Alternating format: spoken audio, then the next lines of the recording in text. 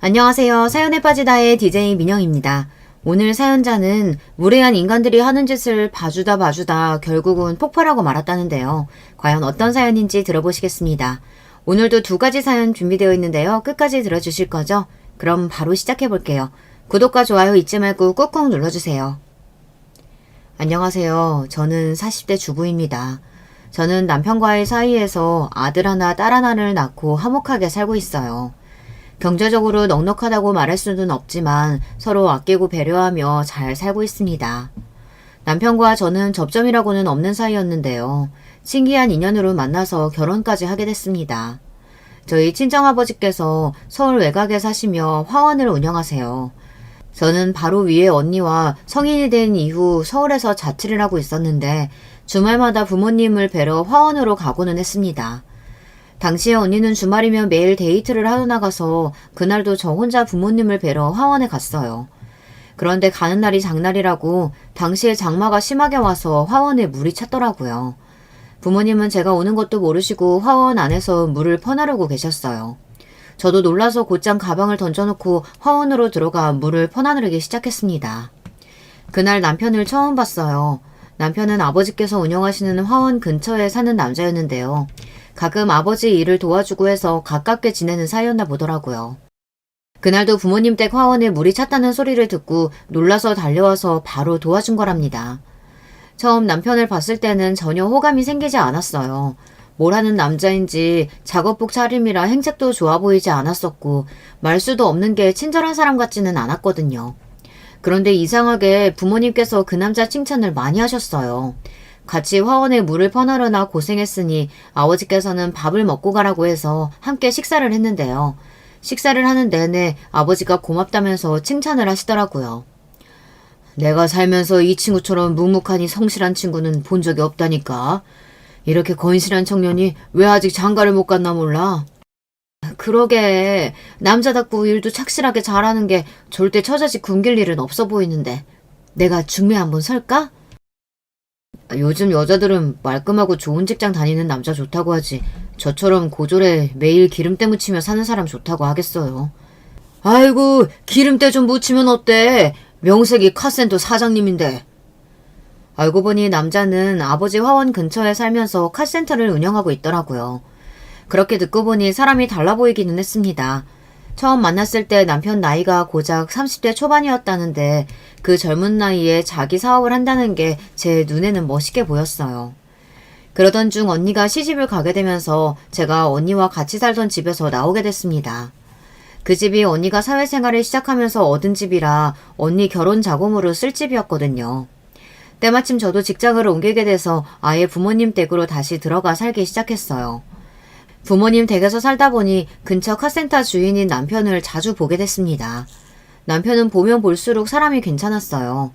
동네 특성상 어르신들이 많은 동네였는데 동네 어르신들 가게나 집이 망가지거나 젊은 사람이 필요한 일이 생기면 알아서 찾아가서 도와드리는 것 같더라고요. 그러다 보니 동네에서 남편 평판이 좋은 편이었어요.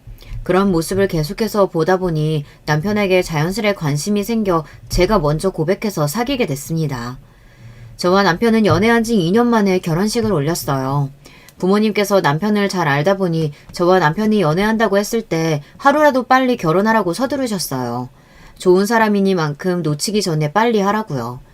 하지만 남편은 부모님과 오래 알아오던 사이인 만큼 결혼은 신중하게 생각해야 한다고 했어요. 사실 남편이 매사 진지하고 신중한 편입니다. 그럴 만한 게 연애하면서 알게 된 사실인데 남편에게는 말 못할 가정사가 있었더라고요. 남편은 어릴 때 아버지께서 바람을 피워 부모님께서 이혼하셨대요. 그래서 엄마랑 둘이 살았었는데 어머니께서 고등학교 때 사고로 돌아가시는 바람에 그때부터 줄곧 혼자 살았답니다. 그래서 대학도 진학 못하고 카센터에 취직해서 일하다 악착같이 돈을 모아 20대 때 자기 가게를 차린 거예요. 저는 남편에 대해 알면 알수록 더 좋았습니다. 10대 때 혼자가 되어 자기 하나 건사하며 살기도 힘들었을 텐데 이렇게 훌륭하게 자기 일을 해냈으니 멋있는 사람이라고 생각했어요. 저는 남편이 너무 좋아서 참지 못하고 프로포즈도 제가 먼저 했습니다. 남편은 가족이 있었다는 게 너무 오래전이라 과연 자신이 결혼해서 잘 살 수 있을까 걱정도 되고 겁도 난다고 했어요. 하지만 저는 남편이 잘 해낼 수 있다는 걸 누구보다 확신했습니다. 부부로 살면서 어떤 힘든 일이 생겨도 둘이 같이 이겨내면 문제 없다고요. 역시나 제 예상대로 저희 부부는 문제가 없었습니다. 어떤 일이 생겨도 둘이 함께 이겨냈어요. 결혼 초기에는 아무 문제 없이 정말 행복하기만 했습니다. 그런데 결혼한 지 3년이 넘었을 때 일이 좀 있었는데요. 남편이 운영하던 카센터를 담보로 대출을 받아 아는 지인에게 투자를 했어요. 저도 잘 아는 지인이라 저도 남편에게 허락한 일이었습니다. 그 친구가 절대 저희에게 피해가 되는 행동을 할 사람이 아니라는 걸 알고 있었거든요. 그런데 저희가 너무 순진했나 봐요. 사람이라는 게 원래 돈 앞에서는 부모 형제도 없는 법인데 친구가 무슨 소용이었겠어요. 남편에게 투자를 받은 지인이 사업이 망해서 그대로 연락두절 상태가 되었습니다. 이미 사업체에 들어갔던 보증금이랑 투자 비용은 날린 지 오래라 저희가 받을 수 있는 원금조차 언제 받을 수 있을지 알 수 없었어요. 남편은 이러다 우리 카센터까지 날릴 위기에 처하자 어떻게든 그 지인을 만나기 위해 백방으로 수소문하고 다녔습니다.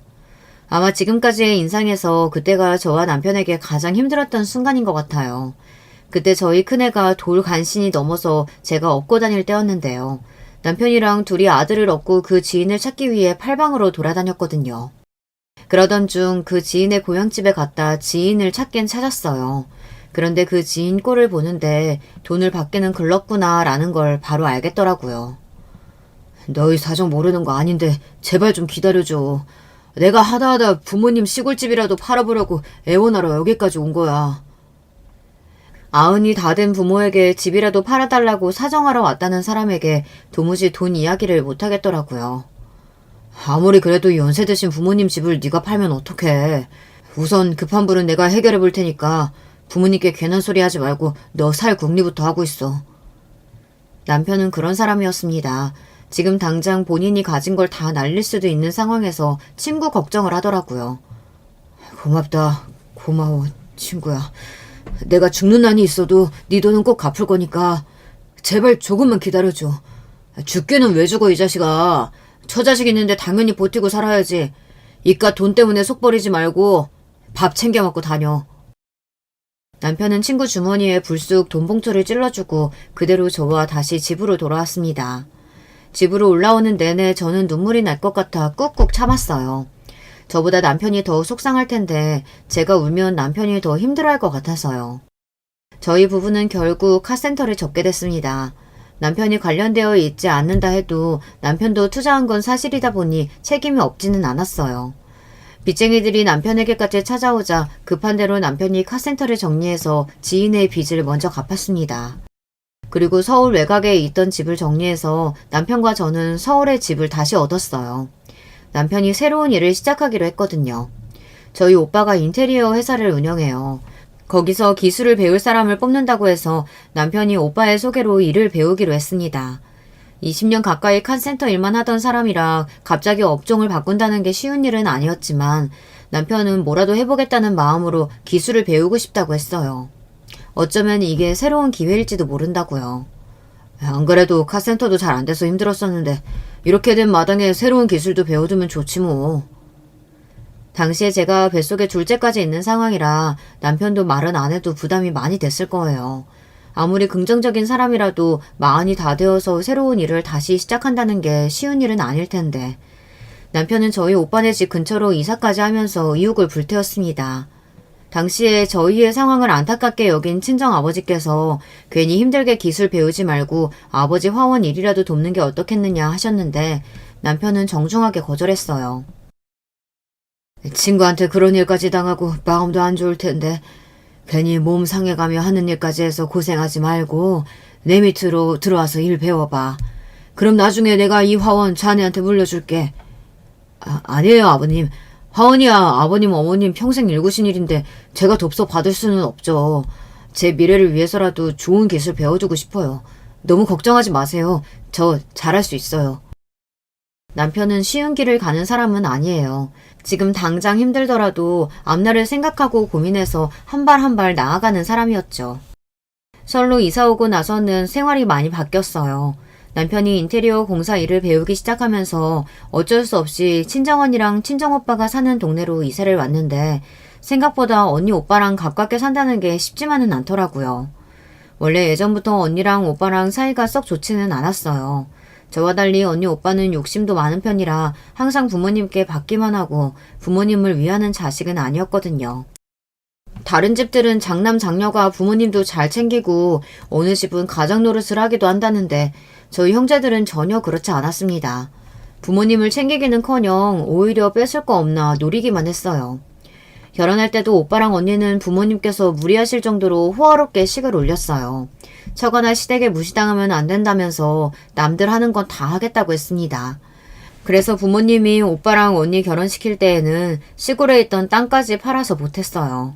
저는 결혼할 때 남편이 집도 있고 카센터도 있는 상태라 정말 식만 올리고 바로 몸만 들어가서 살았거든요. 그러다 보니 친정 부모님도 남편만 보면 미안해서 뭘 해주고 싶어 하셨던 것 같아요. 다른 형제에 비해 제가 받은 게 없으니까요. 그렇게 부모님께 다 받아놓고도 언니랑 오빠는 부모님 화원까지 노려요. 아마 저희 카센터가 망했을 때 아버지께서 저희 남편에게 화원을 물려주겠다고 한 사실을 알았으면 언니와 오빠도 난리를 피웠을 거예요. 오빠는 툭하면 아버지에게 돈도 안 되는 화원 팔고 그 자리에 건물을 올리자고 하고 언니는 틈만 나면 화원을 팔아서 서울에 집을 사자고 그러거든요. 우리 장인도 서울에 있던 오래된 땅 팔고 그 자리에 건물 지어서 대박난 거잖아요. 요즘은 무조건 건물주가 갑이라니까요. 그 땅값 낮은 동네에 건물 있으면 뭐해. 아빠, 땅이든 집이든 무조건 서울에 있어야 값이 오르는 거야. 그냥 이제 화원한다고 그만 고생하고 서울로 올라오시라니까요. 오빠나 언니나 부모님 생각은 물어보지도 않고 매번 돈이 되는 일에만 혈안이 되어 부모님을 귀찮게 했어요. 그게 다 부모님 좋으라고 하는 소리도 아니죠. 나중에 본인들이 다 팔아먹으려고 그러는 거예요. 언니 오빠의 그런 마음을 모를 리 없는 부모님은 그럴 때마다 당신들은 다른 생각 없다. 그냥 돌아가실 때까지 화원 일만 하겠다고 하시는데도 언니 오빠는 아랑곳하지 않고 계속 부모님을 설득했어요. 그럴 때 보면 있는 놈들이 더 한다는 게 맞습니다. 오빠나 언니나 둘 다 잘 살아요. 오빠는 인테리어 가게를 하다 보니 돈도 잘 벌고 능력도 있어요. 올케 언니네 친정이 돈이 좀 있는 집안이라 장인어른이 오빠 가게를 차려준 거라고 하더라고요. 그러다 보니 오빠는 처가에 굉장히 잘해요. 처가에 무슨 일만 있으면 비서처럼 쪼르르 쫓아가요. 잘 살기는 언니도 마찬가지입니다. 형부가 대기업에 다니고 언니도 은행에 다녀서 언니네는 걱정이 없어요. 문제는 저죠. 같은 동네에 살아도 월세 사는 건 저희 부부밖에 없어요. 언니랑 오빠네는 둘 다 아파트를 자가로 가지고 있었거든요. 서울로 이사 오고 나서 가끔 언니나 오빠네 집에 다녀오면 저도 모르게 의기소침해지기도 했어요. 똑같이 결혼해서 똑같이 자식 키우며 사는데 사는 환경이 다르다 보니 은근 기가 죽기도 했지만 애써 기운을 냈습니다. 그런 저의 마음을 모를 리 없는 남편이 항상 저를 위로해주고는 했어요. 서울은 확실히 거리도 깨끗하고 집도 다 좋아. 나 일 잘해서 벌써 일당 제법 오른 거 알지? 내가 얼른 기술 배워서 돈 많이 벌 거니까 기대해. 우리도 서울에 아파트 금방 장만할 거니까. 남편은 그렇게 큰일을 겪고도 우울한 티도 내지 않고 금방 적응했어요. 한 번도 해본 적 없는 일인데 기술도 금방 배워서 일하면서도 인정도 받는 것 같더라고요. 남편은 일용직으로 일하면서 배우는데도 일 배우는 속도가 빨라서 일당도 다른 사람보다 빨리 올랐습니다. 저는 그런 남편이 자랑스러웠어요. 말한 대로 뭐든 해내는 모습이 멋있어 보였습니다. 저도 어떻게든 남편을 돕고 싶어서 집에서 애들을 살뜰하게 키우며 애들이 유치원에 잠깐 갔을 때만이라도 동네 카페에서 아르바이트를 했어요. 그런데 어떻게든 잘 살아보려고 노력하는 저희 부부에게 자꾸만 상처를 주는 사람들이 있었습니다. 바로 저희 언니와 오빠였어요. 언니랑 오빠는 저를 만날 때마다 은근 제 속을 뒤집을 때가 있었어요. 한 번은 그런 적이 있었습니다. 오빠가 올케 언니를 데리고 제가 아르바이트하는 커피숍에 온 적이 있는데요. 그런데 오빠는 오자마자 제 속을 뒤집더군요. 나이가 몇 살인데 그 나이에 대학생 때도 안 하던 커피숍 아르바이트나 하고. 에휴, 속 터져. 오빠 딴에는 동생이 40이 넘어 커피숍에서 아르바이트 하는 게 속상해서 한 소리였겠지만 저는 듣기 싫었습니다. 당신은 열심히 일하는 고모한테 왜 그래요? 고모, 괜히 저 사람 말 마음 쓰지 말아요. 준혁이 아빠가 일도 금방 배우고 잘한다고 가게 사람들이 다 칭찬하더라고요. 올케 언니는 혹시나 제가 마음 상했을까봐 열심히 사는 모습이 보기 좋다며 남편 칭찬을 아끼지 않았어요. 그런데 그런 상황에서도 오빠는 꼭 듣기 싫은 소리를 한마디 보태더군요. 그 나이에 친구한테 사기당하고 남의 밑에서 일용직이나 하는데 그럼 잘해내야지. 그것도 못하면 사람인가. 오빠, 말 좀 가려서 해. 애들 아빠 잘못 아닌 거 알면서 안 그래도 힘든 사람한테 그런 식으로 이야기해야겠어? 에이구, 네가 그렇게 물러 터졌으니까 남자가 나가서 돈이나 날리고 들어오는 거야. 사업은 뭐 아무나 하는 줄 아나. 부모도 없으면 머리라도 똘똘해야지. 그 머리로 무슨 사업을 한다고. 네 남편은 일용직이 딱 어울려. 오빠, 진짜 그만해. 오빠가 준혁이 아빠에 대해서 뭘 안다고 그래. 우리가 지금이야 돈 좀 없어서 그렇지. 준영 아빠 애들한테도 잘하고 나한테도 잘해. 매일 술만 먹고 놀러다니는 오빠보다 훨씬 좋은 남편 아빠라고. 저는 오빠에게 지지 않고 할 말 다 했습니다. 아무리 핏줄이라도 할 말 못할 말 구분하지 못하고 제 남편을 욕하는 건 듣기 싫었어요. 그런데 거기서 끝이 아니었습니다. 제 속을 뒤집는 건 오빠뿐이 아니었어요. 언니도 마찬가지였어요.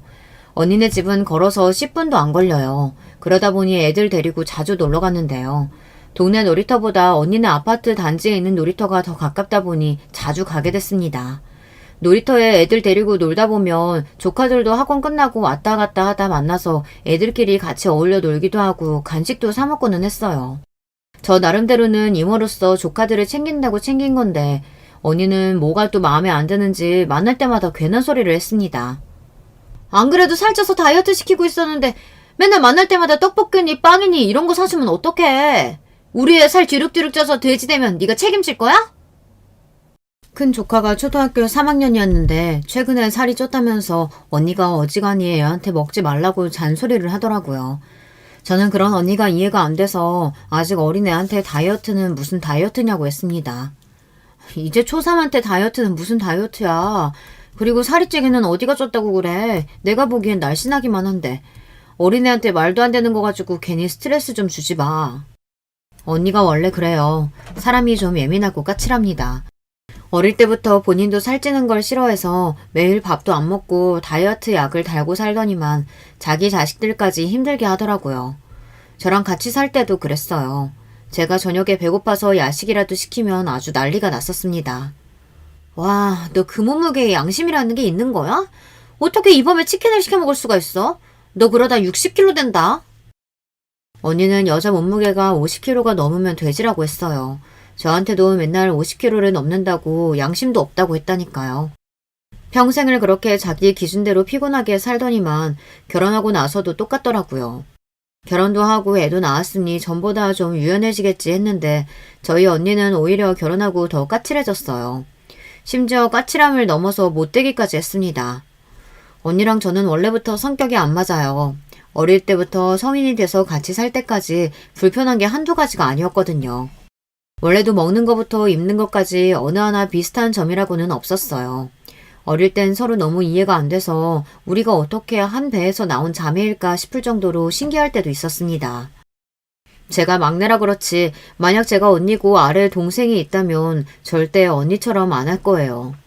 언니는 지금까지 살면서 저에게 배려하거나 양보해준 적이 단 한 번도 없어요. 어느 정도였냐면 자매다 보니 어릴 때부터 언니 옷을 제가 물려 입었어요.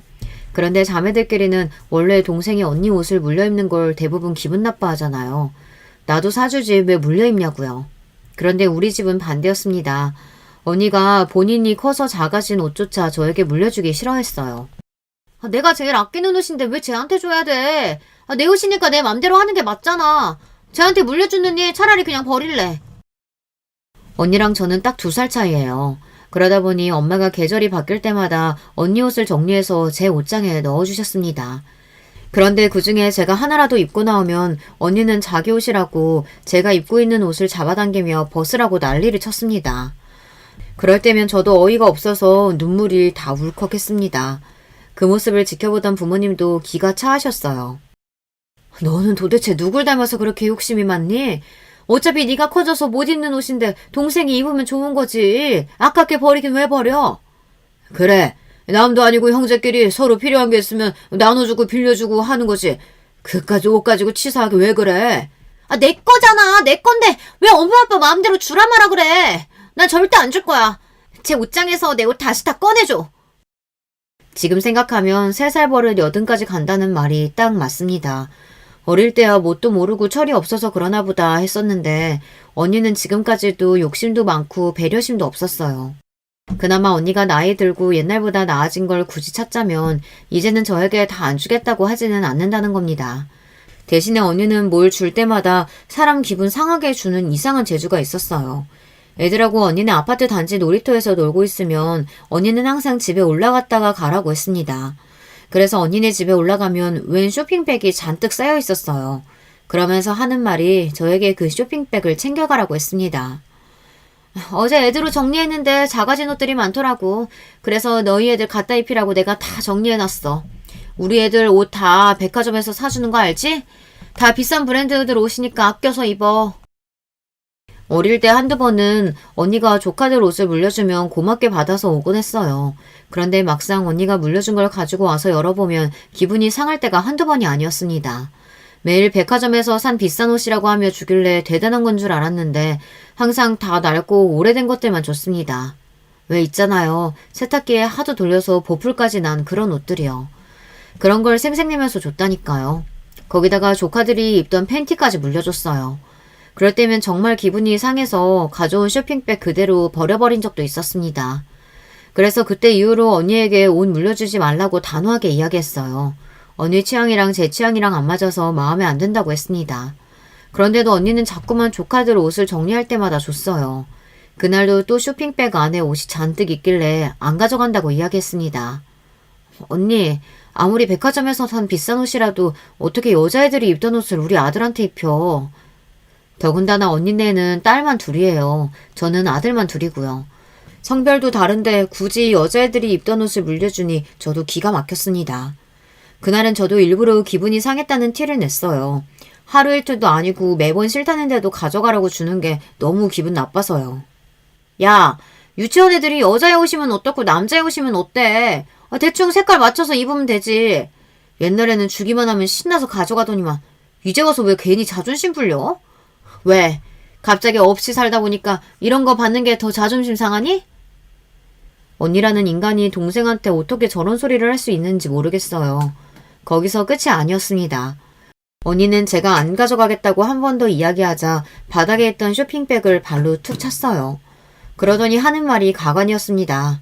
됐어. 안 가져가려면 말아. 기껏 생각해서 줬더니만. 암튼 없는 것들은 고마운 줄을 몰라요. 언니 말에 저는 너무 화가 나서 한마디 하려고 고개를 바짝 세웠습니다. 동생한테 없는 것들이 웬 말이냐고요. 그때였어요. 퇴근한 형부가 들어오더군요. 저는 형부 앞에서까지 언니와 싸울 수 없으니 애써 말을 삼켰습니다. 형부는 저에게 반갑게 인사하며 처제 왔냐고 저녁 먹고 가라고 했어요. 저는 도저히 언니랑 마주 앉아 기분 좋게 밥을 먹을 기분이 아니라서 애써 거절하고 나가려던 참이었습니다.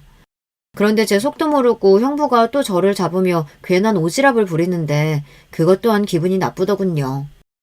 이 더운 날 애들 데리고 그 좁은 집에서 밥 해먹이기 힘들 텐데 그냥 먹고 가지. 그래, 처제도 가만 보면 고집이 세. 정 싫으면 냉장고에 고기라도 한 덩이 가지고 가. 그거 한우야, 한우. 처제네 애들은 한우 구경도 못 해봤을 텐데 이모부가 다른 건 몰라도 한우 정도는 줄 수 있지. 이건 꼭 가져가. 형부는 굳이 냉동고를 열어 딱딱하게 얼어있는 소고기 한 덩이를 생색내면서 줬어요. 손에 들린 고깃덩이를 보는데 열불이 확 오르더군요. 언니랑 형부는 똑같은 사람이에요. 둘 다 말하는 게 얼마나 얄미운지 천생연분이 따로 없었습니다. 형부한테까지 싫은 내색을 할 수 없어서 저는 그날 애들하고 고깃덩이를 들고 집에 왔습니다. 기분 좋게 애들하고 놀고 들어와서 나쁜 내색을 하고 싶지 않아 저는 애써 웃으며 남편과 아이들에게 소고기를 구워줬어요. 소고기는 죄가 없으니까 말이죠.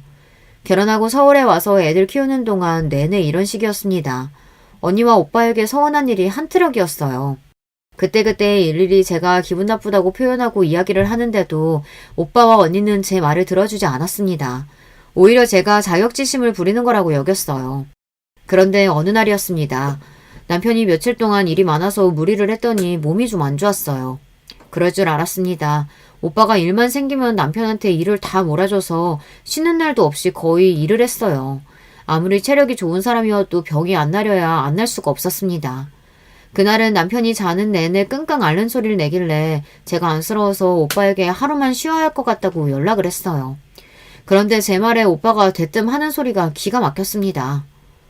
없이 살수록 사람이 성실해야지. 이렇게 약속을 마음대로 어기면 어떡해. 오늘 일 펑크내면 안 되는 중요한 일이니까 죽을 병 아니면 그냥 나오라고 해. 오빠는 제 말이 끝나기도 전에 무조건 그냥 나오라고 하라고 했습니다. 저는 오빠의 말이 어이가 없어서 말이 좋게 나가지를 않았어요. 애들 아빠가 매일 이러는 것도 아니고 일한 지 반년 만에 너무 아파서 처음으로 하루 쉰다는 건데 말을 왜 그렇게 해? 오빠는 사람 아프다는데 어디가 어떻게 안 좋은 건지 걱정도 안 돼? 얼씨구, 배가 불렀네 불렀어. 하루 일해서 하루 먹고 사는 일용직 주제에 이 핑계 저 핑계 대면서 안 나오면 뭘 먹고 살겠다는 거야? 처자식 굴기겠다는 거야 뭐야? 오빠는 애초에 말이 안 통하는 사람이에요. 제 말이 무슨 뜻인 줄도 모르고 자기 말만 하고 있었습니다. 오빠가 언제 나나 우리 애들 걱정을 했다고 처자식을 먹여 살린 애 마네야. 우리 애들 아빠 충분히 가장 노릇 잘하고 있거든? 그리고 오빠가 맨날 돈도 안 되는 거 몇 건씩 부려먹느라 일정 말도 안 되게 짜는 바람에 힘들어서 병난 거잖아. 그랬습니다. 제가 옆에서 봐도 오빠가 남편에게 하는 행동이 좋아 보이지는 않았어요. 남편이 일을 배우는 중이고 수습이다 보니 일당이 많지 않아요. 거기다가 경력에 비해 일은 또 잘하다 보니 싼 맛에 일을 막 시키는 것 같더라고요. 남편이야 잘하고 싶은 마음에 무리해서라도 일하다가 병이 난 거고요. 형님 죄송해요. 제가 몸살 기운이 있어서 그런 건데 바로 약만 지어서 먹고 출근하겠습니다. 옆에서 저와 오빠의 통화 내용을 듣고 있던 남편이 안 되겠다 싶었는지 누워있다 벌떡 일어나서 바로 출근하겠다고 오빠 전화를 받았어요. 저는 남편의 말이 속상해서 그럴 필요 없다고 하루 쉬라고 했는데도 남편은 아니라고 나가겠다고 했습니다. 형님이 힘들게 알아봐 주신 자리인데 내가 그러면 안 되지. 나 약 먹고 출근하면 되니까 걱정하지 마. 금방 갔다 올게. 세상에 이런 가족이 또 있을까요? 막내 여동생 남편을 데려다가 부려먹겠다는 못된 심부를 어떻게 해야 할지 모르겠습니다. 저는 고민이 많았습니다.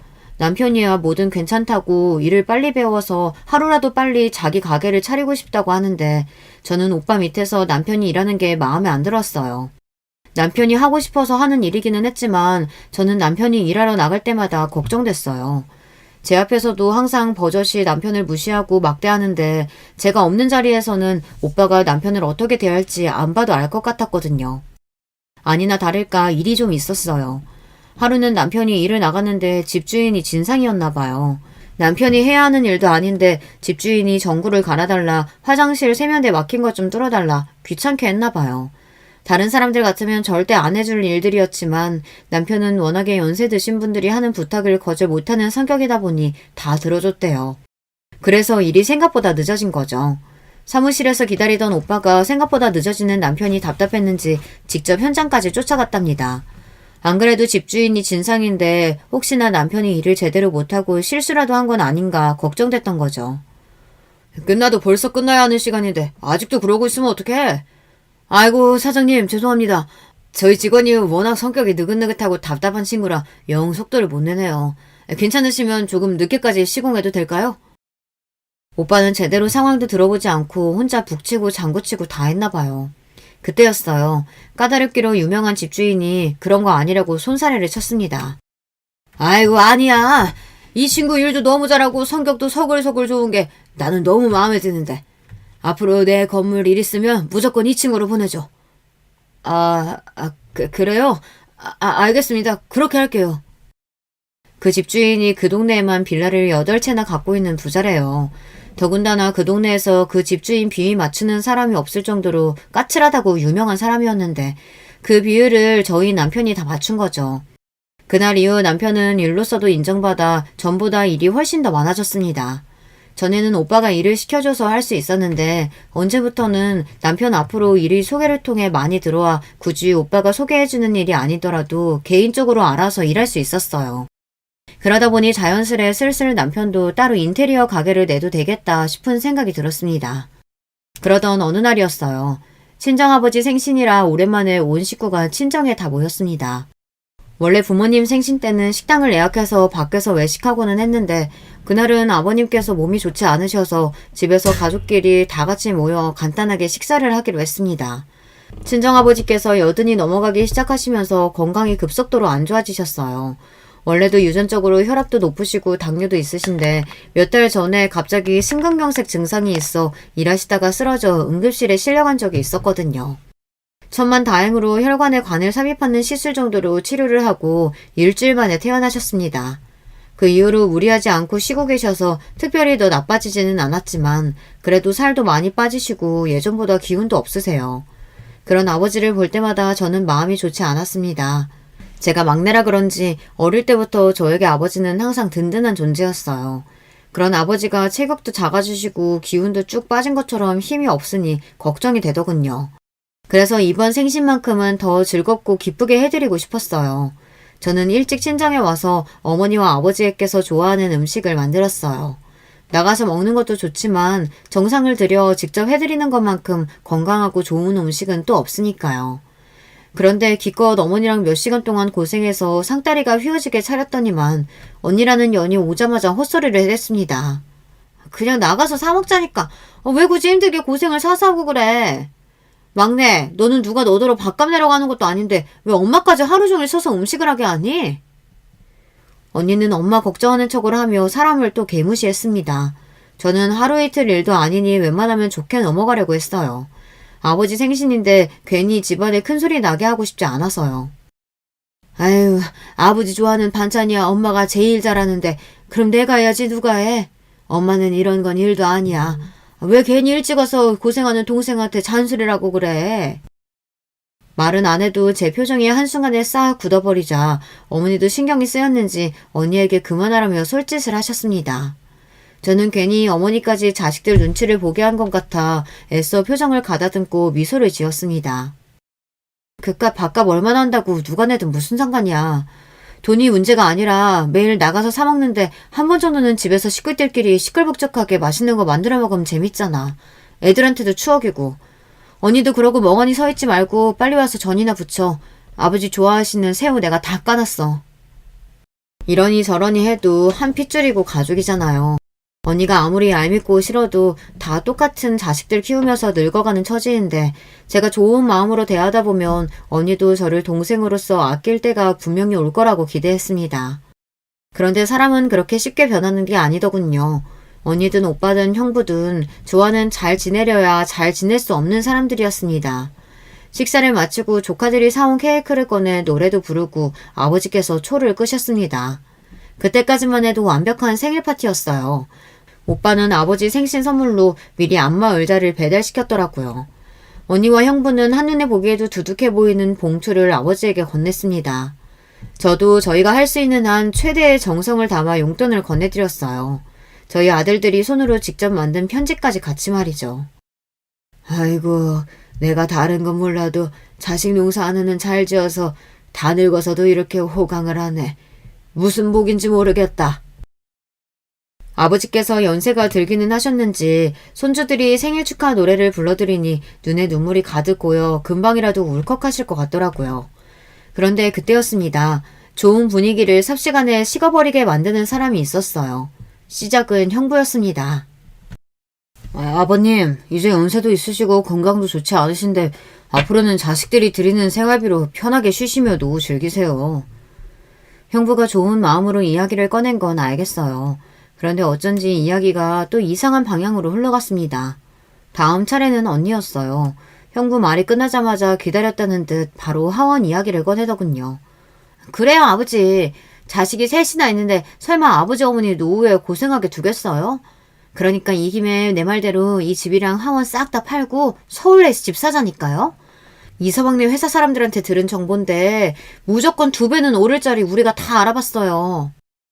언니 입에서 나온 2배라는 소리에 어머니 눈도 동그래졌어요. 그 순간 언니만큼이나 때를 기다렸던 오빠가 곧바로 말을 가로챘어요. 지금 같은 경기에 무슨 수로 집값이 2배로 뛰어. 너희는 명색이 대기업 다니고 은행 다닌다는 애들이 어쩜 그렇게 뜬구름 잡는 이야기를 하냐? 이제 부동산은 끝났어. 돈 벌려면 건물밖에는 답이 없다니까. 오빠는 세상 물정 모르는 소리 좀 하지 마. 아버지 회원 팔아봐야 얼마나 나온다고 건물을 올려. 그럴 돈 있어? 돈 없으면 대출받아서 우선 올리면 되지. 나중에 건물 다 지어서 분양하고 팔아봐라. 대출받은 거 금방 갚고도 남지. 저는 잘 모르겠습니다. 언니고 오빠고 도대체 왜 그렇게들 아버지 화원에 관심이 많은 줄 모르겠어요. 젊어서 아버지 어머님 두 분이 화원 운영하느라 고생하실 때는 다들 자기 일 바쁘다는 핑계로 관심도 없었으면서 이제와 뒤늦게 속이 뻔히 보이는 짓을 하는지 모르겠습니다. 금세 집안 분위기가 시끌시끌해지자 조금 전까지만 해도 눈을 붉히던 아버지께서 한숨을 깊게 내쉬었습니다. 그리고는 점잖은 목소리로 하시는 말씀이 충격적이었어요. 다들 모였으니 이제는 말을 해야겠구나.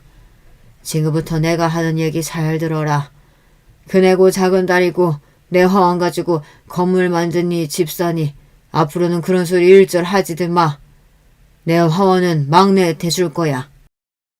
아버지 입에서 나온 막내라는 소리에 오빠와 언니는 순식간에 입에 개거품을 물고 난리를 쳤습니다. 아버지, 그게 무슨 소리예요? 아버지 재산이라고는 여기 땅이랑 화원밖에 없는데 그걸 막내를 준다뇨. 진심으로 하시는 말씀이세요? 에이, 설마.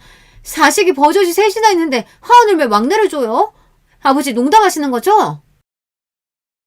오빠와 언니는 아버지의 말씀을 믿을 수 없다는 듯 해탈해서 웃기까지 했어요. 그러자 아버지께서 손바닥으로 식탁을 한번 세게 찌셨습니다. 내가 이 좋은 밥상 받고 너희한테 농담을 못하러 하냐? 화원 막내한테 주겠다는 말 진심이야. 너희들이야 다들 먹고 살 만큼 사니 굳이 몇 푼 안 되는 내 재산 욕심낼 거 없어. 내 화원짜리는 막내랑 막내 사이 하고 싶은 거 하게 해줄 거니까 그런 줄 알아. 언니와 오빠는 연신 말도 안 되는 소리라고 언성을 높였지만 아버지는 뜻을 굽히지 않으셨어요. 내가 이번에 쓰러지고 나서 확실히 알았다. 자식이라고 셋이나 있으면 뭐래? 사위 하나보다도 다들 못한대. 내가 별거 아니라고 간단한 시술만 하고 일주일 입원하면 된다고 했더니만 너희들 다 얼굴 한 번 안 비추고 전화 한 통 하고 말았어. 근데 우리 막내 사위는 나 입원한 날부터 시간만 나면 병원 들러서 나 먹을 것에 씻는 거며 얼마나 살뜰하게 챙겼는지 몰라. 내가 지금 이 나이까지 살면서 우리 막내 사위처럼 착한 사람은 본 적이 없다. 그랬습니다. 남편이 워낙 체를 안 내서 저도 그 정도로 남편이 아버지 병원에 자주 찾아갔는지는 몰랐었는데 남편이 아버지께서 병원에 입원해 있는 동안 어머니보다도 병원에 자주 갔대요. 어머니도 연세가 있으셔서 힘드신데 아버지 병간호하는 게 힘드실 것 같다고 굳이 본인이 자청해서 간 거랍니다. 남편도 매일 몸으로 하는 일이라 지치고 힘들었을 텐데도 짬만 나면 병원에 와서 간식을 챙겨드리고 퇴근하면 꼭 병원에 들러서 아버지 저녁을 챙겨드리고 머리까지 감겨드리고 왔답니다. 저는 다시 한번 저희 남편에게 감동했어요. 아이, 그깟 병원 좀 왔다 갔다 했다고 화원 주는 게 말이 돼요? 그리고 아버지, 말은 바로 해야죠. 아버지 병원 입원했을 때 우리 기의가 50만 원이나 보냈는데 무슨 소리예요? 난 돈보다 마음이 더 중요해. 지금까지 너희들 내가 다 지켜봤는데 막내 사이만큼 나랑 너희 엄마 마음으로 보살피고 챙기는 자식 없었다. 큰 재산은 아니지만 착한 우리 사위 자기 하고 싶은 일 하면서 살게 해주고 싶다. 내 마음은 그게 다다. 아버지는 돈이고 재산이고 부풀리는 것도 좋지만 당신이 평생 가꾸고 아낀 하원 조금이나마 귀한 자식에게 도움이 됐으면 한다고 하셨습니다. 아버지께서 워낙 완강하게 이야기하신 덕분에 언니와 오빠도 그 자리에서는 더 이야기하지 않았어요. 더 이야기하려고 해도 아버지께서 피곤하다고 방으로 들어가 버리셨거든요. 문제는 저와 남편이었습니다. 저희가 아버지에게 화원을 달라고 한 것도 아닌데 괜히 상황이 민망해져 버렸어요. 언니와 오빠 그리고 형부와 올케까지 다 있는 자리에서 남편은 저에게 화원 받지 않겠다고 말씀드리라고 했습니다. 아버지 화원 받겠다고 지금까지 내가 아버님한테 잘하려고 했던 게 아닌데 괜히 상황이 이상해졌네. 그러게 아버지가 저런 생각을 하고 계시는 줄은 나도 전혀 몰랐어. 아, 둘 다 내 손 좀 그만 떨어. 어쩐지 갑자기 아버지 생신상을 직접 차리네 마네. 그럴 때부터 이상했다니까. 그러게 군뱅이도 구르는 재주가 있다더니 순진함처럼 얌전한 척 하더니만 언제 뒤에서 잔머리를 그렇게 굴렸대. 그런 거 아닌 거 뻔히 알면서도 왜 그래. 오빠랑 언니도 알잖아. 우리 신랑이 어디 머리 굴리고 그럴 사람이야? 그리고 원래 옛날에 카센터 할 때부터 아버지가 우리 신랑 예뻐했어. 그런데 그때였습니다.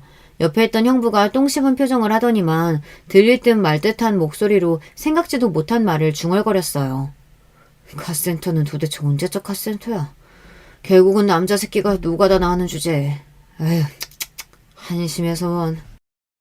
순간 저는 얼굴이 터질 듯 빨개졌습니다. 형부가 좋은 사람이 아닌 줄은 진작 알고 있었지만 이 정도로 개념이 없는 인간인 줄은 몰랐어요. 저는 너무 화가 나서 형부의 어깨를 툭 쳤습니다. 형부, 지금 저희 들으라고 하신 말이에요? 인상을 확 구기고 나랑 남편에게 하는 소리냐고 따졌어요. 그러자 형부도 더는 연기할 필요가 없겠다 싶었는지 똑같이 인상을 구기면서 저를 쏘아보더군요. 아니, 내 말이 틀려? 막내 사이라고 있는 게 매일 빌빌거리면서 노가다나 하고 있으니까 아버님께서 면세게 해주려고 화원 주시겠다는 거잖아. 남들 앞에서 소개하기 얼마나 쪽팔렸으면 본인 화원까지 주겠다고 하시겠어. 순간 형부의 재수없는 눈빛에 저는 이성이 날아가 버리고 말았습니다. 저는 남편이 제 손을 잡고 말리는데도 자리에서 벌떡 일어났어요. 형부, 알지도 못하면서 그 입 좀 다물어요.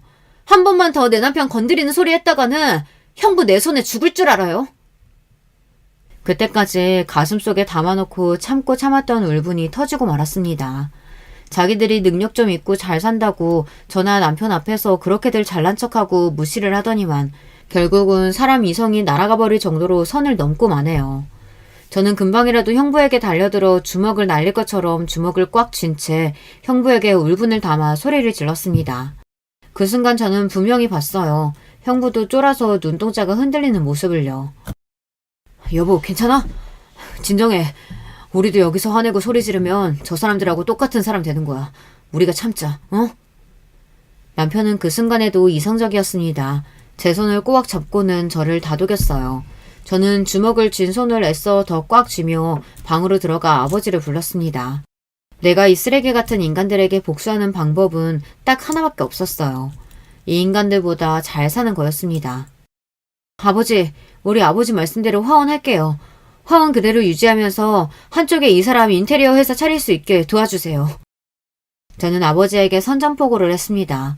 화원도 유지하면서 옆에서 남편이 하고 싶었던 인테리어 회사를 차릴 수 있게 해달라고 했어요.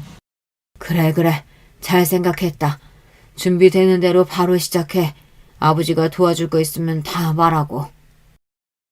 그 순간 언니와 오빠 그리고 형부의 표정은 저는 아직도 잊지 못합니다. 다들 놀라서 입을 쩍 벌리고 말문이 막혔는지 아무 말도 못하고 있었어요. 저와 남편은 언니와 오빠, 형부와 눈도 마주치지 않고 그대로 서울로 올라왔습니다. 그리고 곧바로 이사 준비를 하고 다시 아버지의 화원이 있는 동네로 돌아왔어요. 그리고 일이 잘 풀리려니 좋은 일이 격경사로 찾아오더군요. 예전에 남편이 카센터를 팔아가며 도와줬던 그 친구가 저희에게 돈을 갚았습니다. 덕분에 다시 카센터를 찾아올 수 있었어요. 하지만 남편은 카센터를 포기하고 화원 옆으로 새로 집을 짓기로 했습니다. 원래 부모님이 사시던 집이 워낙 오래되어 불편한 점이 많았거든요. 화장실도 밖에 있고요.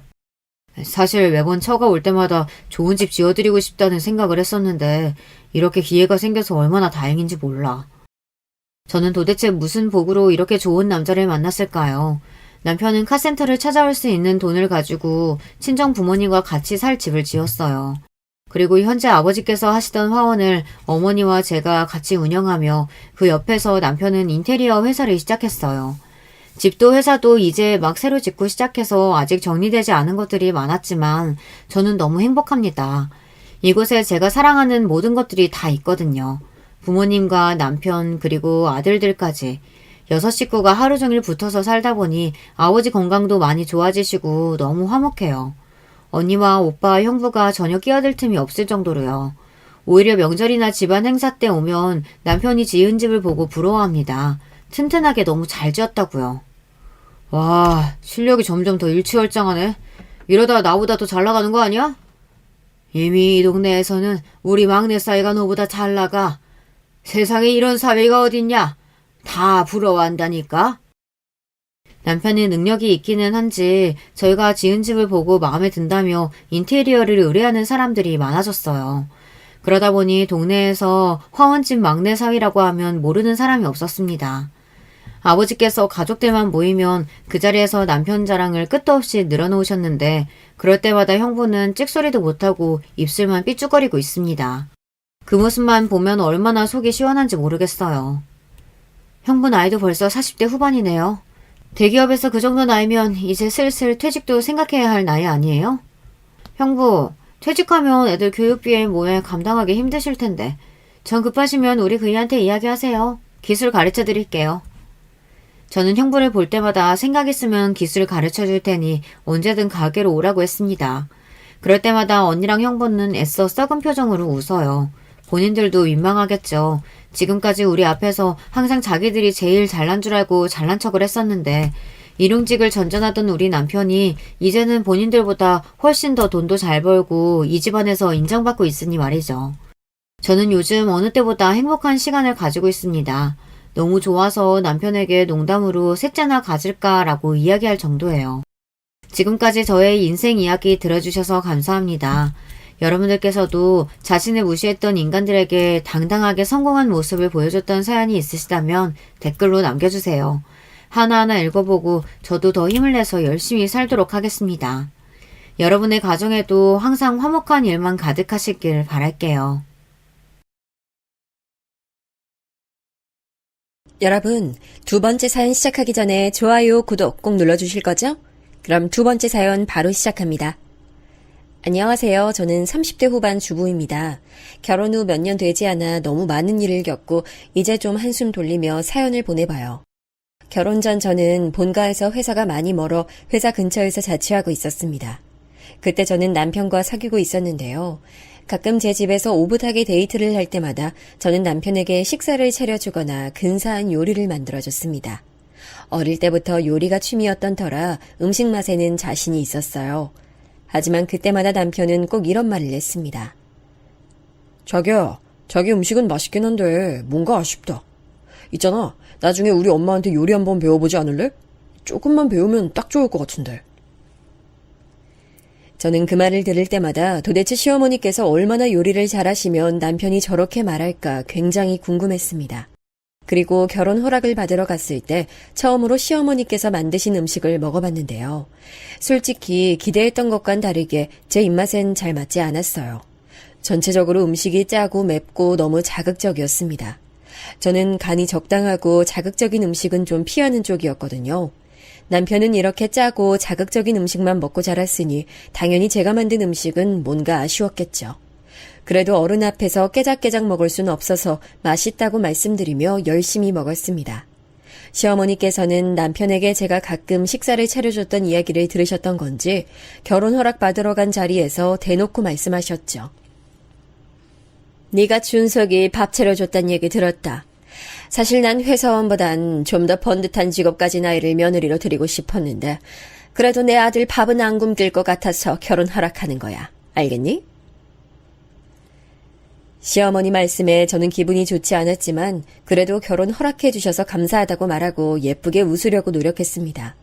그냥 시어머니 말씀에 기분이 좋지 않았을 때 박차고 나왔어야 했는데 그때는 남편이 너무 좋아 눈에 콩깍지가 씌어 있었나 봐요. 그 후 약간 아슬아슬한 분위기에서 상견례를 진행하고 저는 남편과 결혼했습니다. 결혼만 하면 저와 남편도 여느 신혼부부들처럼 알콩달콩하게 살 거라 생각했지만 현실은 그렇지 않았죠. 처음부터 삐걱거렸습니다. 신혼여행을 다녀온 뒤 저는 남편과 시댁으로 인사를 드리러 갔습니다. 마침 점심때 도착해서 식사 얘기가 나왔고 시어머니께서 제 요리 솜씨 좀 보자면서 저보고 점심 좀 차려보라고 하셨습니다. 처음으로 시어머니께 음식을 대접하려니 엄청나게 긴장되더군요. 그래도 최대한 맛있게 음식을 만들어 시어머니께 인정받고 싶었죠. 저는 온 힘을 다해서 열심히 음식을 만들어 점심을 차렸습니다. 그런데 시어머니께서 차려놓은 음식을 한 입 드시더니 식탁이 부서져라 숟가락을 내려놓으시더군요. 우리 아들이 요리 잘한다고 하길래 기대했더니 이게 뭐야. 반찬 맛도 덜 들었고 찌개도 간이 하나도 안 맞네. 아유, 넌 이제껏 이런 걸 우리 아들한테 먹인 거야? 안 되겠다. 너 주말마다 와서 나한테 요리 좀 배워라. 처음 뵀을 때부터 느꼈지만 시어머니께서는 보통 성격이 아니셨습니다. 깐깐함과 고집스러움으로 똘똘 뭉친 듯 보이셨달까요? 그리고 가장 중요한 건 본인 음식에 자부심이 대단해 보였어요. 물론 그만큼 음식도 맛이 있었어요. 하지만 중요한 건 시어머니께서 하신 음식이 제가 한 음식과 많이 달랐다는 거죠. 아무래도 전반적으로 짜게 만드시는 시어머니의 음식과 비교하면 제 음식은 싱거운 편이었을 거예요. 네? 요리를요? 어머니, 말씀은 감사하지만 제가 다니는 회사에서는 가끔 주말 근무도 발생해서요. 주말마다 와서 배우는 건 좀 무리일 것 같아요. 그래도 이렇게 찾아뵀을 때마다 알려주시면 조금이라도 배워보도록 노력할게요. 제 말에 시어머니의 표정이 단번에 좋지 않아지시더군요. 그렇다고 해서 할 수 없는 약속을 할 수는 없는 노릇이었습니다. 그 후 집으로 돌아왔을 때 남편이 제게 한마디 하더군요. 여보, 아까 우리 엄마가 요리 좀 배우러 오라 했을 때 그냥 네 하면 안 됐던 거야? 꼭 그렇게 말했어야 됐어? 엄마도 다 생각이 있으셔서 하신 말씀이셨을 텐데 그냥 좀 배워두면 좋잖아. 주말 근무 때문에 갈 수가 없는데 어떻게 말씀을 드려. 그리고 솔직히 어머니가 해주신 음식 너무 짜고 매워서 내 입맛엔 안 맞는단 말이야. 혹시 당신 내 요리 맛 없었어? 내가 어머니 음식 스타일로 요리했으면 해? 아니, 그냥 가끔 내가 엄마 스타일로 먹고 싶을 때 여보가 해주면 좋을 것 같아서 그렇지. 그러니까 남편 말은 자기가 먹고 싶을 때 해줬으면 하니 배우란 말이잖아요. 그걸 알게 되자 짜증이 나더라고요. 결국 저와 남편은 집에 돌아와서도 이 이야기 때문에 좀 크게 싸웠습니다. 결혼하고 처음으로 싸운 날이었죠. 겨우 음식 때문에 싸우게 되다니 너무 속상했어요. 그러다가 시간이 지나고 저와 남편 둘 다 자연스럽게 화가 가라앉아 이 얘기는 흐지부지 넘어갔습니다. 그 후 남편은 제게 다시 시어머니에게 음식을 배워보라고 말하지 않았습니다. 그래서 저는 이대로 일단락된 줄 알았죠. 하지만 간과한 게 있었는데요. 바로 시어머니의 고집이었습니다. 어느 날 회사에서 일하는 중에 전화가 끊임없이 울려 확인했더니 시어머니셨어요. 예, 넌 뭐 하다가 이렇게 전화를 늦게 받니? 아무튼 너 오늘 몇 시에 집에 들어와? 죄송해요, 어머니. 제가 지금 일하는 중이라서 전화하신 줄 몰랐어요. 저 오늘 야근해야 할 것 같아서 밤 늦게 들어갈 것 같은데요. 혹시 무슨 일 있으세요? 오늘 내가 준석이랑 통화했는데 고등어 김치찜이 먹고 싶대. 근데 내가 네 요리 실력을 믿을 수가 있어야지. 그래서 내가 우리 아들이 좋아하는 맛은 어떻게 내는지 가르쳐 주려고 하니까 무조건 일찍 돌아와. 네? 그게 무슨 말씀이세요, 어머니? 혹시 지금 저희 집 와 계신 거예요?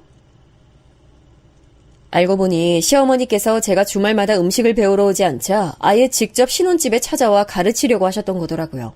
게다가 아무도 없는 신혼집까지 열고 들어가 계신다는 말씀에 제 귀를 의심했네요. 시어머니와 통화를 마치고 바로 남편에게 전화를 걸었습니다. 여보, 나 지금 어머니 전화 받았는데 지금 우리 집 계시다고 하시네? 어떻게 어머니가 신혼집에 들어가 계셔?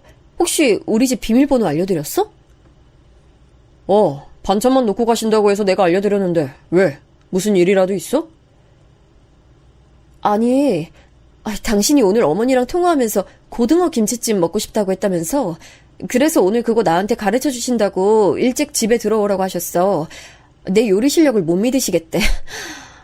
그리고 나한테 말 한마디 없이 우리 집 비밀번호를 알려드리면 어떡해. 그럼 엄마가 알려달라는데 그걸 말을 안 해? 그리고 우리 엄마 고등어 김치찜 잘해. 이참에 배워두면 좋잖아. 안 그래? 그 말을 듣는데 일전에 저보고 시어머니께 요리 좀 배우라고 하던 남편 말이 생각나면서 순간 너무 화가 나더라고요. 제가 남편 먹을 고등어 김치찜 해주는 사람인가요? 저도 회사 다니면서 열심히 일하는 사람이고 중요한 회사 업무도 맡고 있었는데 말이에요. 그럼 먹고 싶은 사람이 배워두면 되지 왜 나한테 배우라고 해? 내가 당신 밥 해주려고 결혼한 사람이야? 이럴 거면 당신 입에 딱 맞는 음식 잘하시는 어머니 집에 가서 삼시세끼 다 먹으면 되겠네. 그럴 거 아니면 당신이 지금 당장 회사 조퇴하고 집 가서 배우던가. 뭐? 무슨 말을 그렇게 해? 아니 당신 저번부터 도대체 왜 그래? 내가 좋아하는 음식 만드는 법 알려주신다는 엄마 말이 그렇게 잘못된 거야? 아니면 우리 엄마 요리 실력에 자격지심 생겨서 그냥 막 거부하는 거야? 자격지심? 당신이야말로 말 너무 함부로 한다. 무튼 나 오늘 야근 있어서 일찍 집 못 가니까 당신이 가서 어머니한테 배우든지 알아서 해. 그렇게 전화를 끊고 화나는 마음을 꾹 참고 일했습니다. 당연히 야근까지 하고 집에 늦게 돌아갔죠. 그때쯤이면 시어머니께서도 집에 돌아가셨을 거라 생각했어요. 하지만 문을 열고 들어가니 거실 소파에 시어머니께서 남편과 같이 떡하니 앉아 계시더군요. 그렇게 먹고 싶다던 고등어 김치찜을 만들어 드셨는지 집안엔 냄새가 진동하고 있었습니다. 제가 시어머니 보고 놀라 굳어있자 시어머니께선 절 노려보시며 말씀하셨죠. 넌 시애미 말이 말 같지가 않아? 결혼한 지 얼마나 됐다고 벌써부터 내 말을 무시해. 내가 오늘 고등어 김치찜 만드는 법 가르쳐준다고 일찍 들어오라고 했어 안 했어? 근데 결국 야근까지 꾸역꾸역 하고 들어오고 말이야. 너 매번 이렇게 늦게 들어오니? 그럼 우리 아들 밥은 누가 차려주니? 어머니, 밥 다 해서 통에 담아서 냉동해 뒀고요. 국도 해둬서 데워 먹기만 하면 되게 다 해뒀어요. 그리고 반찬도 3-4가지나 해뒀는데 제가 남편 밥까지 차려줘야 해요? 저 남편 밥 차리려고 결혼한 거 아니에요. 그리고 똑같이 일하는데 왜 저만 밥 차리고 요리해야 하나요? 똑같이 일하기는 무슨!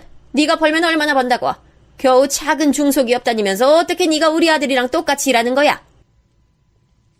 시어머니께서는 저와 남편의 회사 차이가 엄청 크다고 생각하고 계셨어요. 하지만 그건 시어머니만의 생각이었습니다. 솔직히 남편이 대기업이라도 다니고 있었다면 제가 억울하지라도 않았겠죠.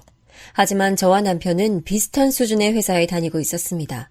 게다가 월급도 제가 조금 더 많았고 직급도 제가 더 높았습니다. 그런데 시어머니께서 그렇게 말씀하시니 조금 화가 나더라고요. 죄송하지만 어머니, 제가 이 사람보다 월급도 더 많이 받고 직급도 높아요. 그러니 당연히 일도 많이 하고요. 오늘도 보세요. 저는 야근이 있어서 늦게 들어왔는데 이 사람은 저보다 더 일찍 들어왔잖아요. 그럼 혼자 밥은 좀 차려 먹을 수도 있는 거고 저한테도 차려줄 수 있는 거 아닌가요? 왜 내 아들이 너 먹을 밥을 차려줘야 되니? 그리고 그건 아내인 네가 할 일이지 우리 아들이 할 일도 아닌데. 아유, 음식도 못하면서 마음까지 이렇게 못날 줄 알았으면 난 결혼 안 시켰지. 계속 이렇게 할 거면 지금이라도 갈라서라. 근데 저와 갈라서는 건 싫었는지 거기서 남편이 시어머니더라고요. 엄마, 그게 무슨 말이야. 우리 지금 결혼한 지 얼마나 됐다고 갈라서라 그래. 그냥 지금처럼 엄마가 가끔 와서 해주면 되잖아. 그러다 보면 저 사람도 어깨너머로 배울지도 모르고 말이야. 남편의 말에 기가 찼습니다. 그 말인즉슨 시어머니를 계속 신혼집에 오시게 하겠다는 말이잖아요. 아니나 다를까 그날 이후 시어머니께서는 마치 본인 집처럼 신혼집에 찾아오셨고 오실 때마다 반찬이며 음식들을 한가득 해두셨습니다. 시어머니 음식 스타일로 말이에요. 처음엔 마음이 너무 불편했고 속도 상했습니다. 하지만 시간이 지날수록 오히려 잘된 일이라는 생각이 들더라고요. 제 음식 솜씨가 못 믿어오시다면 직접 요리해 주시면 될 일이니까요. 그리고 반찬값도 고르니 일석이조였죠. 가끔 시어머니 반찬이나 요리가 아닌 제 음식이 먹고 싶을 때는 제 것만 해도 되니 편하기도 했어요.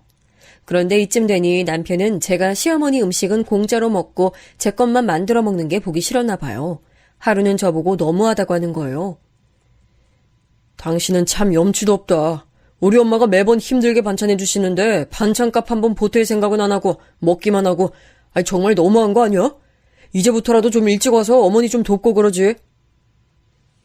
어머니가 내 음식 솜씨가 못 믿어오시다는데 내가 어쩌겠어.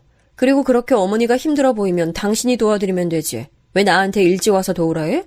나보다 매번 일찍 퇴근하면서. 그리고 어머니가 해주신 반찬이며 요리며 나보다 당신이 더 많이 먹잖아. 나는 국물이나 몇 번 맛보고 반찬 한두 입 먹는 게 다인데. 그렇게 따지면 반찬값은 당신이 챙겨드리는 게 맞지. 아무리 그래도 그건 경가 아니지. 그리고 당신 우리 엄마 며느리 아니야? 며느리 도리는 좀 하고 살자. 그럼 당신은 사위의 도리 제대로 하고 있어? 저번에 우리 엄마한테 받은 김치 먹고 감사하다고 전화라도 드렸어? 아니면 김장 재료비를 챙겨드렸어? 당신은 아무 도리도 안 하면서 왜 나한텐 며느리 도리를 강요해? 저희 남편이요. 결혼 후 친정에 뭐 하나 예쁜 짓 한 적이 없는 사람이에요. 결혼 전에는 간이며 쓸개며 다 빼줄 것 같이 저한테 잘한다면서 점수 따놓고 결혼하고 나니 입 싹 씻은 사람이라 얼마나 놀랐는지 아세요? 제가 따지고 들자 남편은 이렇게 말했습니다. 사위랑 며느리랑 어떻게 같아? 솔직히 며느리는 출가 외인이란 말도 있는데. 이렇게 저와 남편은 같이 식사할 때마다 서로 잡아먹을 때 싸웠습니다. 너무 자주 싸우니 신혼생활의 달콤함은커녕 결국 각방까지 쓰게 됐죠. 하루는 남편과 또 말다툼하고 지쳐서 소파에 앉아있는데 제게 그러는 거예요. 우리가 이렇게 싸우는 건 다 당신 때문이야. 당신이 우리 엄마 말대로 요리만 배웠어 봐. 그럼 엄마가 와서 반찬해주는 일도 없었을 거고 우리도 이렇게 안 싸웠을 거 아니야. 그때 전 매일같이 남편과 싸우는 것에 지쳐 있었고 마음도 많이 약해져 있었어요.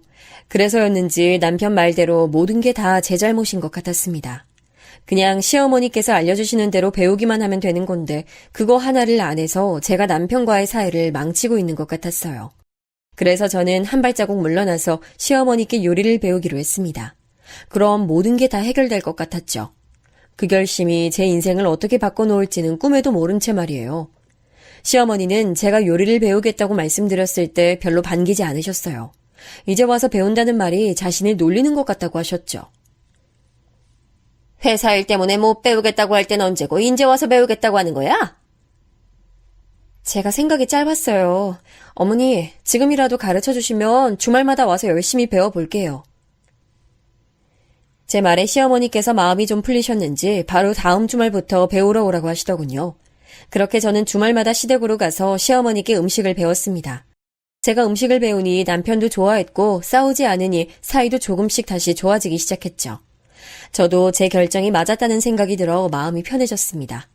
하지만 산 하나를 넘자 또 하나의 높은 산이 절 기다리고 있었어요. 남편과 사이가 좋아지니 이번엔 시어머니와의 사이가 나빠지더군요. 그것도 바로 어머니께 배우는 요리 때문에 말이에요. 어머니 요리 방식은 음식을 만들면서 계속 맛을 보고 그때마다 간을 맞추는 식이었어요. 근데 중요한 건 간의 기준이 매번 달라졌다는 거예요. 어느 날은 이 정도면 됐다고 하셨다가 다른 날은 이게 아니라고 화를 내셨죠. 아니, 넌 왜 이렇게 간을 못 맞춰? 이제까지 내가 가르쳐준 건 다 잊어버린 거야? 아유, 어떻게 이렇게 발전이 없어, 애가? 어머니, 이거 저번에 어머니께서 말씀해 주신 대로 맞춘 건데요. 저번엔 이 정도 간이면 됐다고 하셨잖아요. 그건 저번이고 오늘은 내가 조금 더 맵게 먹자고 했어 안 했어? 눈치껏 간을 잘 맞춰야지 내가 그것까지 일일이 다 말해줘야 되는 거야? 넌 이런 정신머리로 회사는 어떻게 다니니? 이렇게 요리를 배우는 내내 시어머니에게 얼마나 혼이 났는지 몰라요. 이제는 주말이 오는 게 무서울 정도였어요. 그게 쌓이다 보니 얼굴에 티가 났나 봐요. 한 번은 엄마의 생신을 축하드리러 친정에 갔었어요. 절 보시자마자 엄마는 제게 왜 이렇게 얼굴빛이 죽어있냐 하시더라고요. 딸, 왜 이렇게 얼굴이 안 좋아? 요즘 회사에서 무슨 일이라도 있어? 얼굴빛이 안 좋네. 엄마의 걱정스러운 말씀에 선뜻 대답이 안 나오는 거예요. 시어머니한테 요리를 배우고 있는데 매번 혼이 나서 속이 골마 그렇다는 말을 어떻게 하겠어요. 그런데 거기서 남편이 눈치도 없이 웃으면서 저 대신 말하는 거예요. 아, 별일 아니에요, 장모님. 요즘 집사람이 저희 어머니한테 요리 배우고 있는데 얼마나 못하는지 배울 때마다 그렇게 혼이 나나 보더라고요. 그래서 그런 거예요. 아니, 뭐라고? 시댁에서 요리를 배우고 있었어? 언제부터? 결국 엄마의 물음에 한숨을 푹 쉬고 얘기했습니다. 시어머니께서 제 음식 솜씨가 믿음직스럽지 못하셔서 직접 와서 배우라고 했던 것과 남편과 싸운 것까지 전부요. 말하는데 서러워서 눈물이 다 나더군요. 그동안 남편은 옆에서 말 같지도 않은 응원이나 하고 제가 실력이 부족해서 그런 거라고 더 노력해보라는 말밖에 안 했거든요. 제가 우니까 남편은 당황했는지 갑자기 왜 우냐며 저를 달래려고 했는데 그럴수록 더 서러워져서 오열했어요. 즐거워야 할 엄마 생신 파티를 제가 망친 꼴이 됐죠. 울고 있는 절 다독이시던 엄마는 무거운 목소리로 한마디 하셨습니다. 자네는 우리 딸 얼굴빛이 이렇게 다 죽어갈 동안 뭐했어? 혹시 요리 배우라는 말도 자네가 한 거야? 그리고 혼나서 내 딸 얼굴이 이렇게 됐다는 게 웃으면서 할 말이야? 아니요, 장모님, 그게 전 배워두면 좋을 거라고 생각해서. 나 말일세. 딸 가진 게 죄인이라고 사부인이 처음부터 우리의 마음에 안 들어 하시는 것도 다 참았어. 그저 둘이 예쁘게 잘 살면 된다 생각했고 내 딸한테 잘한다는 자네 말 한마디를 믿었어. 근데 어떻게 이럴 수가 있어? 배워두면 좋을 것 같아서 그랬다고? 그럼 그렇게 좋은 거 자네가 배워두지 왜 우리 애를 보내서 이렇게 애 눈에서 눈물이 쏟아지게 했어? 아니, 자네가 손이 없어 발이 없어. 이렇게 사지 멀쩡한데 본인 어머니 요리는 본인이 배워둬야지. 내 말이 틀렸으면 어디 한번 말해봐. 그날 남편은 친정엄마에게 아주 혼쭐이 났습니다. 엄마가 한마디 하실 때마다 남편이 변명 아닌 변명을 하는데 꼴 보기가 싫더군요. 말을 끝내신 엄마가 고개를 돌리고 우시는데 저 때문에 엄마 마음 아프게 만든 게 너무 죄송했어요. 저와 남편은 집에 돌아가는 내내 한마디도 하지 않았습니다. 한 소리 들었으니 남편도 생각이 많았겠죠.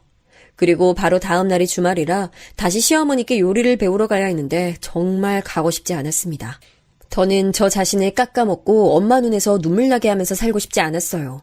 그래서 고민하다가 당일 아침에 시어머니께 이번 주는 몸이 안 좋아 못 갈 것 같다고 문자했죠. 그랬더니 바로 전화를 하시더라고요. 오늘 몸이 안 좋아서 못 올 것 같다고? 그럼 준석이만 이쪽으로 보내. 괜히 같이 있다가 똑같이 아프면 어떡해? 네, 안 그래도 남편 보내려고 했어요. 전화 끊자마자 바로 보낼 테니까 걱정 마세요, 어머니. 저는 시어머니께서 혹시라도 제 걱정에 전화하신 줄 알았는데 역시 저는 안중에도 없으시더라고요. 전화를 끊자마자 남편에게 시어머니가 하신 말씀을 전했습니다. 그랬더니 남편이 저한테 같이 안 나갈 거냐는 거예요. 오늘 주말인데 당신 같이 안 가? 요리 배우는 날이잖아, 오늘. 당신은 어제 우리 엄마 말 듣고 뭐 반성하거나 든 생각이 없나 봐. 나보고 오늘 시댁 안 갈 거냐고 묻는 거 보면 말이야. 어제 장모님 말씀은 그렇다 쳐도 네가 우리 엄마랑 한 약속은 지켜야지. 그리고 네가 요리 센스가 부족해서 엄마한테 혼나는 게 내 잘못이야? 좀 눈치껏 잘해봐. 그럼 엄마도 언젠가 칭찬 한마디는 하시겠지. 어머니는 내가 아무리 열심히 하고 잘해도 절대 칭찬은 안 하실 거야. 당신은 어떻게 그렇게 본인 어머니를 몰라? 남편의 말을 시작으로 우리는 또 한 번 크게 싸웠습니다. 이렇게 싸우기만 하면 시어머니께 음식을 배우는 게 다 무슨 소용일까요? 저는 그 후 시댁에 일절 가지 않았습니다. 제가 남편을 위해서 시어머니께 요리를 배워도 고마워하지 않는 모습이나 당연하게 생각하는 모습을 보니 정이 떨어져서요. 그리고 더는 시어머니의 음식 간 기준에 맞춰드리기도 어려웠고요. 저는 마음의 결정을 내리고 이제 더는 주말에 가지 않겠다고 말씀드렸죠. 어머니, 저 이제 더는 요리 배우러 못 가요. 제가 아무리 열심히 해도 어머니 성이 안 차는 것 같고 너무 힘들어요. 제 음식이 마음에 안 드시면 그냥 식사 때마다 남편 어머니 댁 보낼 테니까 같이 식사하세요. 너는 세상 참 편하게 산다. 지 하고 싶을 땐 하고 안 하고 싶을 땐 안 하고 내가 어느 장단에 맞춰야 하니? 어? 됐고 긴 말할 거 없어. 다음 주 주말부터 다시 와서 요리 끝까지 배워. 아니요, 저 안 갈 거예요. 그리고 음식 배우겠다고 한 것도요, 제가 하고 싶어서 한 거 아니잖아요. 어머니 아들이 제가 어머니한테 요리 안 배워서 매일 싸우는 거라길래 제가 양보했던 거예요. 근데 어머니 아들은 그걸 당연하게 여기고요. 저는요, 그런 사람이랑 더는 못 살아요. 차라리 이혼할게요. 얘 말하는 것 좀 봐. 누구 마음대로 이혼한다 만다야, 어? 그리고 말해도 그건 우리 아들이 말해야지 네가 뭔데 먼저 이혼을 말해. 그래, 네가 말한 대로 우리 아들 너랑 이혼시킬 거니까 그렇게 알아. 시어머니께서는 악다구니를 쓰시고 전화를 끊으셨습니다. 그렇게 말을 들으니 저도 악이 받치더라고요. 통화 뒤 전 남편에게 최후 통첩을 날렸습니다. 앞으로 시댁에 가서 음식 배우는 일은 절대 없을 거고 만약 시어머니께서 이 일을 계속 걸고 넘어지면 이혼도 고려할 거라고요. 그런데 남편은 제가 그저 투정 부리는 거라고 생각하더군요. 여보, 지금 우리 엄마가 당신이랑 이혼하라고 얼마나 난리인 줄 알아? 그런데 잘못했다 빌지는 않고 나랑 이혼하겠다고? 아니 도대체 요리 배우는 게 뭐 어려운 일이라고 이렇게까지 고집을 부려? 그냥 당장 우리 엄마한테 가서 죄송하다고 싹싹 빌어. 고집이라고 했어 지금? 어머니한테 요리 배우라고 강요하고 고집 부린 게 누군데 나보고 고집을 부린다고 하는 거야. 그리고 잘못했다고 가서 빌라고? 됐어. 당신 말하는 거 들으니까 더 말해봐야 소용없다. 아무래도 우리 여기까지인 것 같아. 이혼하자. 뭐라고? 아니 진짜로 음식 배우라는 말 때문에 이혼까지 가자는 거야? 그럼 내가 지금까지 말한 게 장난인 줄 알아? 내일 이혼 서류 작성해서 줄 테니까 당신은 사인만 해. 여보, 잠깐만. 다시 한 번만 생각해줘. 아무리 그래도 이혼은 아니지? 제가 진심으로 이혼 얘기를 꺼내니 그제야 남편은 제가 진심이란 걸 깨달은 것 같더라고요. 남편은 자신이 시어머니께 잘 이야기해둘 테니 제발 이혼 생각은 접으라고 했습니다. 그러거나 말거나 저는 이미 마음이 상해서 남편에게 한동안 말도 걸지 않고 지냈어요. 당연히 시댁도 안 갔고요. 한동안은 시어머니께서 줄기차게 전화하셨지만 전부 받지 않고 무시했죠. 그러자 남편이 정말 이대로 자기 엄마랑 척지고 살 거냐며 저를 회유하려고 하더라고요. 제가 그저 시어머니께 마음이 상해서 연락을 다 피하는 줄 알았나 봐요. 하지만 그것 때문만은 아니었어요.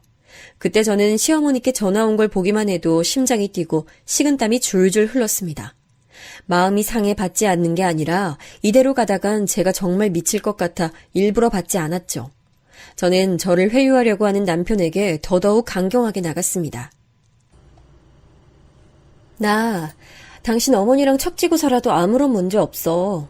만약 당신 어머니가 또 나한테 강요하거나 당신이 나한테 강요하면 난 내일이라도 당장 이혼할 거야.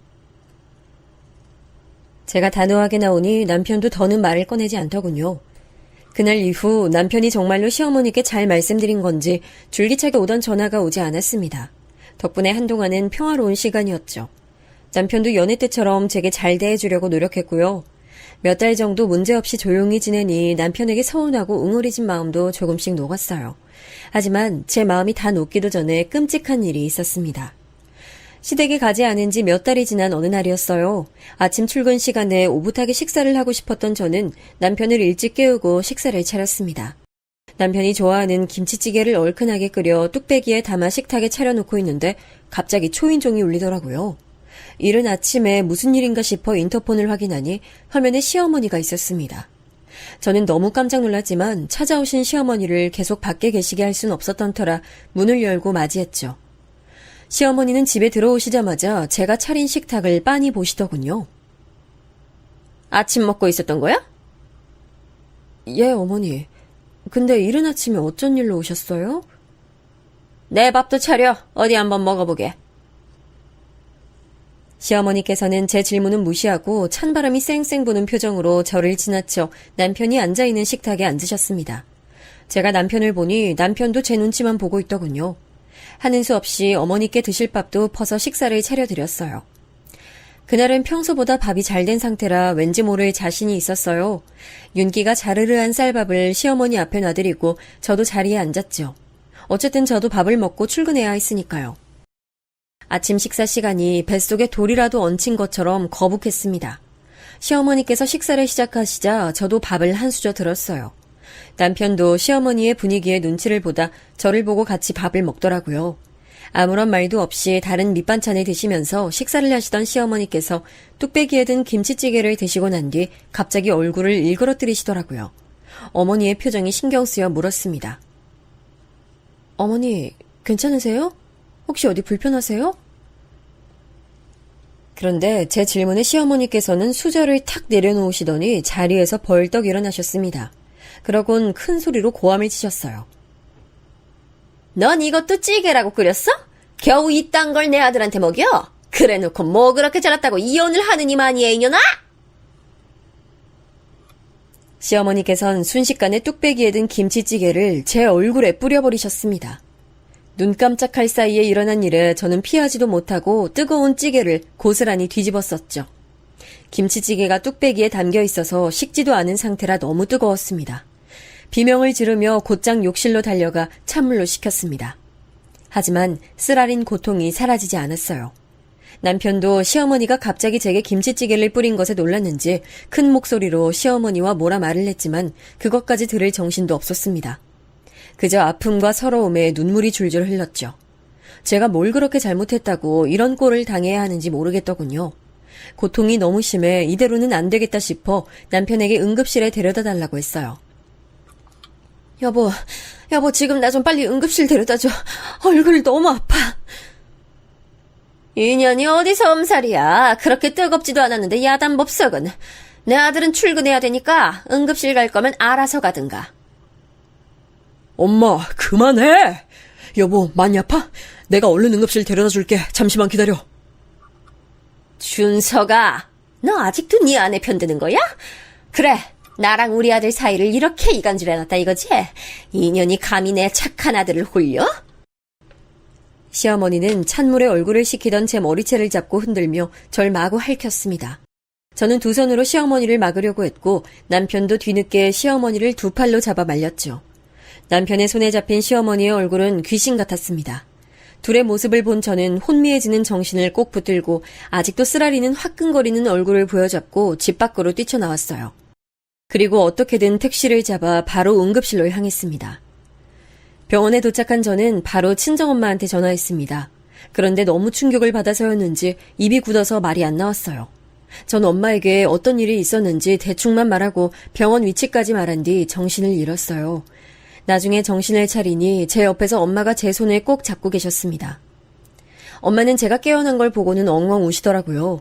저도 엄마 얼굴을 보자 너무 서럽고 슬퍼 울었습니다. 하지만 눈이 잘 떠지지도 않았고 얼굴 위에 거즈 같은 것들이 덕지덕지 붙어 온통 뻣뻣하더라고요. 얼굴이 퉁퉁 부은 느낌에 입술도 잘 떨어지지 않았어요. 당황한 느낌에 엄마께 여쭤봤죠. 엄마, 나 얼굴 어떻게 된 거야? 많이 심하대? 아니야. 얼굴은 계속 치료받으면 나을 거래. 걱정 마. 엄마가 옆에 있을 테니까 지금은 마음 놓고 푹 쉬어. 엄마는 그렇게 저를 안심시키고는 곧 의사 선생님을 부르러 나가셨습니다.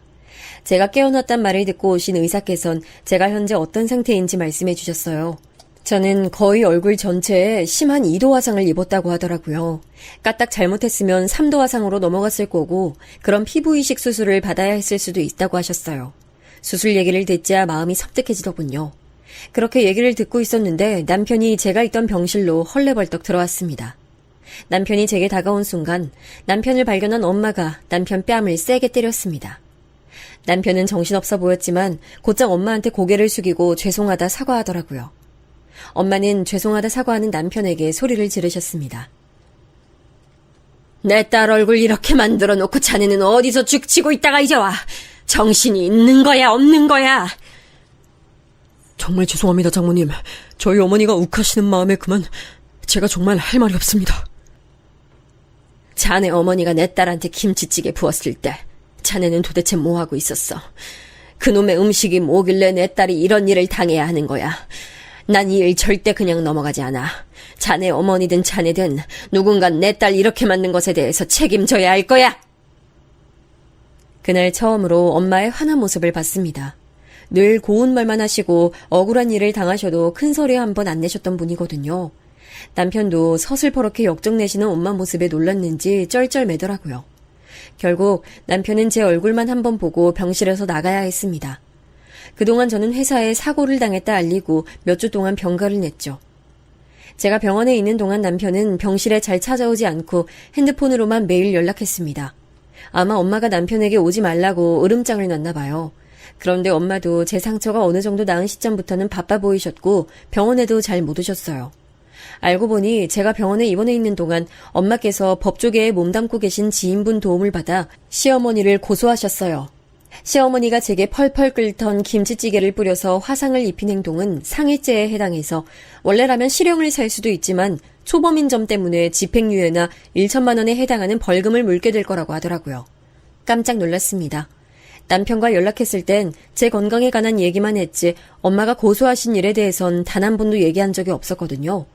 제가 놀란 표정으로 있자 엄마가 제 손을 꼭 붙잡고 얘기하셨습니다. 딸, 혹시 엄마가 시댁 고소한 거 마음에 안 들어? 아니야, 엄마. 엄마가 고생했을까봐 걱정됐을 뿐이에요. 그리고 마음 같아선 나도 똑같이 그쪽한테 김치찌개 부어버리고 싶었지. 그것보단 차라리 고소가 낫죠. 그런데 제 말을 들은 엄마께서 쓴웃음을 지으시더라고요. 엄마 표정에 제가 왜 그러시냐고 묻자 엄마가 또 한 가지 얘기를 들려주셨는데 저는 듣는 내내 너무 놀라 입을 다물지 못했어요. 엄마가 보내신 고소장을 받고 시어머니께서 연락하셨대요. 엄마는 당연히 시어머니가 사과하기 위해 전화했다고 생각했답니다. 그런데 전화를 받은 엄마한테 시어머니는 오히려 입에 담기도 힘든 말을 퍼부었다고 해요. 정말요? 그래서 어떻게 하셨는데요?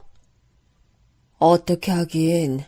전화로 욕한 건 녹음해서 또 다시 고소했고 다음 날엔 직접 찾아갔지.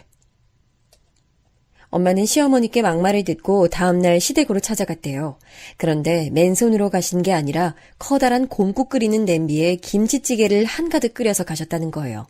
시어머니는 엄마를 보자마자 또 한 번 대거리하려고 냉큼 나오셨대요.